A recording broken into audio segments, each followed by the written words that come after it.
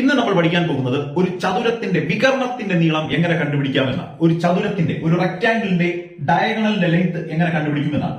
ഒരു ചതുരമുണ്ട്, ചതുരത്തിന്റെ വികരണം എന്ന് പറയുന്നത് ഈ വരയ്ക്കുന്നതിൽ ഈ വികരണത്തിന്റെ നീളം എങ്ങനെ കാണാമെന്നാണ്. ഒരു ചതുരത്തിന്റെ നീളം എല്ലും ഒരു ചതുരത്തിന്റെ അതേ ചതുരത്തിന്റെ വീതി ബിയും ആണെങ്കിൽ നമുക്ക് പറയാം ഇതിന്റെ വികരണത്തിന്റെ നീളം അല്ലെങ്കിൽ ഈ ഡയഗണലിന്റെ നീളം എന്ന് പറഞ്ഞാൽ root of L square plus B square എന്നാണ്. Root of L square plus B square മറക്കരുത്, root of L square plus B square. അങ്ങനെയാണെങ്കിൽ നമുക്കൊരു ചോദ്യം ചെയ്യാം. ഇങ്ങനെയാണ് നീളം 8 സെന്റിമീറ്ററും വീതി 6 സെന്റിമീറ്ററുമായ ചതുരത്തിന്റെ വികരണത്തിന്റെ നീളം. നമുക്കറിയാം വികരണത്തിന്റെ നീളം എന്ന് പറഞ്ഞാൽ root of L square plus B square എന്നല്ലേ. അതായത് എൽ സ്ക്വയർ എന്ന് പറഞ്ഞാൽ 8ന്റെ സ്ക്വയർ എന്ന് പറഞ്ഞാൽ 64 പ്ലസ് ബി സ്ക്വയർ 6ന്റെ സ്ക്വയർ എന്ന് പറഞ്ഞാൽ എത്രയാണ്? 36. സിമ്പിൾ ആയിട്ട് നമുക്ക് കിട്ടി റൂട്ട് 100 എന്ന് പറഞ്ഞു കിട്ടും. റൂട്ട് 100 എന്ന് പറഞ്ഞാൽ എത്രയാണ്?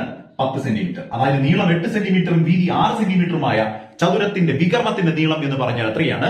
10 സെന്റിമീറ്റർ ആണ്. അങ്ങനെയാണെങ്കിൽ നിങ്ങൾ ഒരു ചോദ്യത്തിന്റെ ആൻസർ കമന്റ് ചെയ്യും. അതായത് ഇത്രയേ ഉള്ളൂ.